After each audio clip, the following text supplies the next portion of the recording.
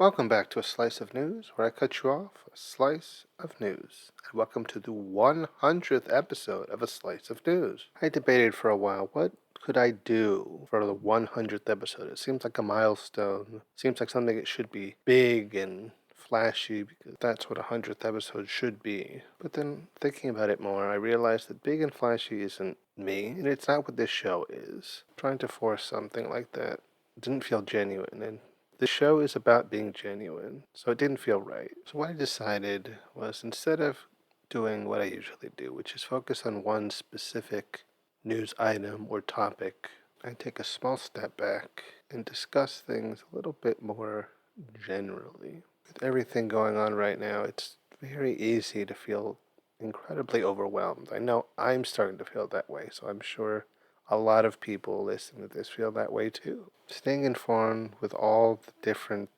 things happening can feel like a burden, a weight. It just drags you down. And with each new thing, it feels like it drags you down just that little bit more. And sometimes it just feels so tempting to just close your eyes and close your ears and just try to ignore the chaos that's going on around you, because it's just so much easier to stay in a bubble where you're protected and feel safe from it, instead of having to confront the awful reality that we find ourselves in. Shutting it out almost feels safer, a way of insulating yourself, to protect yourself. A majority of people would say they're very infrequent consumers of the news and current events. And given what the news and current events have been lately, just in the last month, I can understand. But it is absolutely vital that as much of us as possible remain as informed as possible. It's part of why I started this show in the first place, and why I've made 100 episodes up till now, because it's important to me to inform, especially to those who feel like there's too much information, there's too much out there, they can't handle the deluge of things going on. So I tried to give them a small, consumable piece of news that felt safe and not overwhelming. And yeah, things really feel grim out there. We've got a president who wants to take over foreign lands by force if necessary. You've got a so-called law enforcement agency murdering American citizens because they dare to not comply with their authority. The rise and proliferation of what feels like just plain old American-style fascism. It gets harder and harder to look at the news and feel like you recognize the country that we live in, because it's turned into something so dark and so unrecognizable. But I feel like it's in times like these that we have to keep our eyes open the most. It's easy to want to turn away from it and try to convince ourselves we can just live our daily lives unaffected by those things. But the reality is that unfortunately we can't. Being underinformed is exactly how those in power are able to subjugate us, because we lack the tools to fight back against them, because we do not have the knowledge. Knowledge truly is power. It is the weapon to use to fight the oppressors. When you're informed, you're stronger. And the more informed we can have our society be, the stronger it can be. I was recently asked, are you a patriot? And I hesitated. The word patriot has become so co-opted by a certain section of our culture to symbolize a belief and encouragement of thoughts and actions that go entirely against everything that I do believe in. So my immediate response was going to be, no, of course not. That's not who I am. That idea of patriotism isn't me. But then, almost at the same time, I was struck with a different thought. A patriot is someone who loves their country. And sure, right now, the country that we have isn't very lovable. It doesn't much reflect the beliefs and values that I hold, and I'm sure that's something a lot of people can relate to. But I do love this country, because that's not what the country is at its core. It's not what it is about in a more fundamental sense. What we have right now is temporary. I love the country for its values. The idea that everyone here is equal regardless of where they came from or how they were born. Everyone deserves the same amount of respect and dignity no matter what. That is the country that I love, and that's what I need to keep in mind. Loving that country. That's what real patriotism is, not the right-wing idea. So confident in my answer,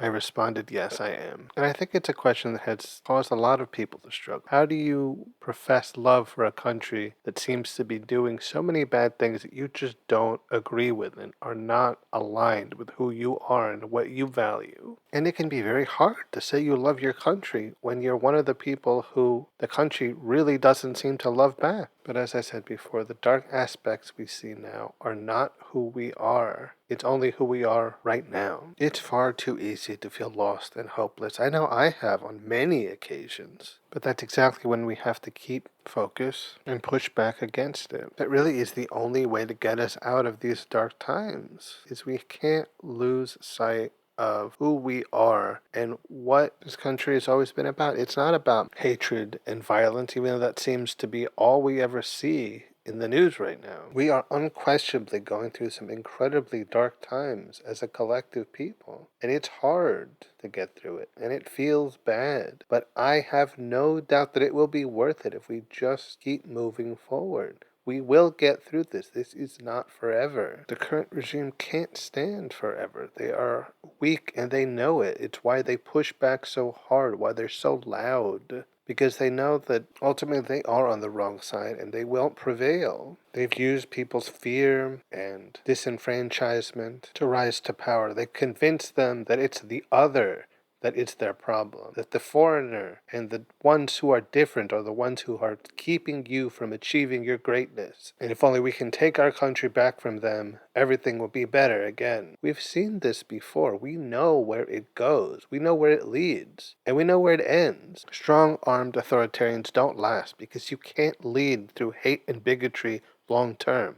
It's not sustainable, especially not in a country that is founded on equality and differences being our greatest strength. Diversity is not a weakness, no matter what they say. America was never meant to be a white Christian nation led by a wannabe king, and those who push for that simply do not understand either this country or this country's history. This country is full of good, caring people, and so hate and division ultimately will not stand. I do really believe that, but I also know that it's hard to sit in what we have now and wait for things to get better when it feels sometimes like things will never get better. This is just how it is. But that hopelessness is the enemy. It's exactly how we got here in the first place. We can't let ourselves be pulled down by this sense of doom and let that turn into inaction. Inaction is easy. It takes no effort. But keeping the faith takes a bit of effort, but it's definitely much better. I want to be able to say that I believe in this country again, and I know that I'm not the only one that feels that way. It feels like the country has lost its way, not in the right-wing way where they think that the country is supposed to be very homogenous, very conservative, and that the fact that we have progressive ideas and inclusivity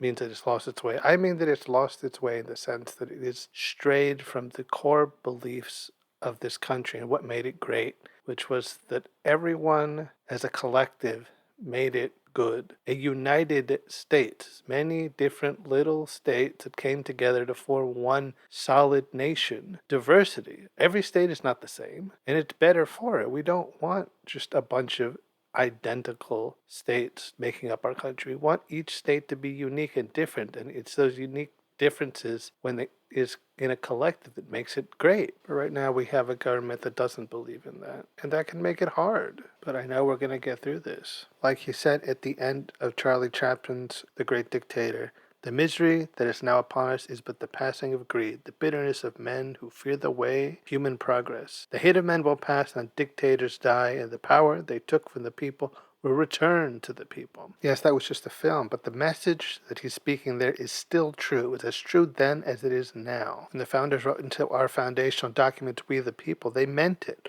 We, the people, are the ones that have the true power in this country. So if we push back against the hate, if we push back against the rhetoric, if we can move ourselves back into the country that truly did believe out of many one, that truly believed that diversity was our strength and that we were great because we were unique and different, but we were all together as one country, one nation, one people, the American people. Being despondent is easy, and I'm right there with you a lot of the time. And it's hard to get out of that hole, but I know that if we just keep believing, we keep pushing, we can do this. In many ways, Donald Trump sees himself as a great dictator, but he is not. He is neither great nor a dictator. He is just a small, weak man who is clinging to a small bit of power because he knows once he loses it, he will have nothing. And his future is just in a prison cell or in the ground. So him and his followers rail hard. They rail hard because they know that they are the minority. They do not speak for us as a nation. They're bigoted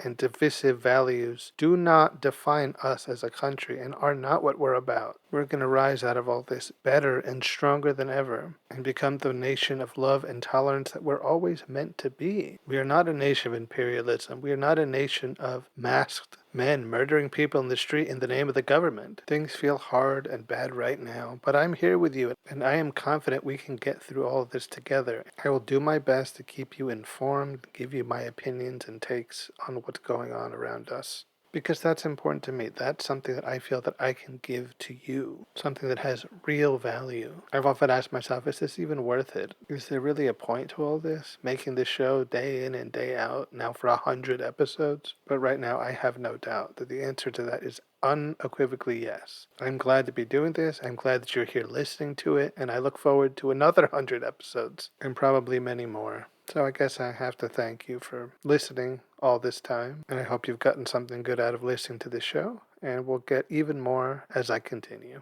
And I guess that'll be it for this 100th episode of A Slice of News. I've been your host, Mr. Slice, and until next time, when I cut you off another Slice of News. And as always, please don't forget to rate and review this show on Spotify and Apple Podcasts.